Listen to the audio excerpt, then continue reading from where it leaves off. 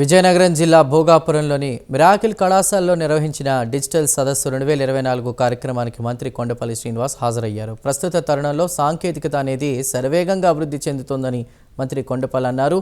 విద్యార్థులు సాంకేతికతను అందిపుచ్చుకుని అవకాశాలను సృష్టించుకోవాలని సూచించారు.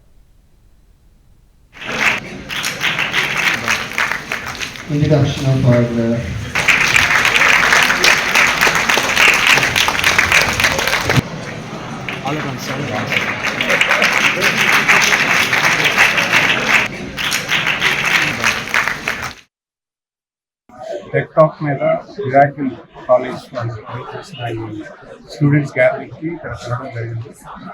హ్యాక్థాన్ అండ్ టెక్ టాక్స్ ఇక్కడ నిర్వహించబడ్డాయి.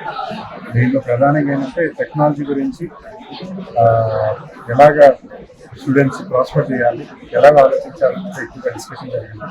Latest technologies like AI, NaI, deep technology, అలాగే ఫ్యూచరిస్టిక్ క్వాంటమ్ కంప్యూటర్స్ వీటన్నిటిని కూడా అవగాహన కల్పిస్తూ హ్యాక్థాన్ కూడా క్రియేట్ చేస్తారు నెక్స్ట్ 2 daysలో.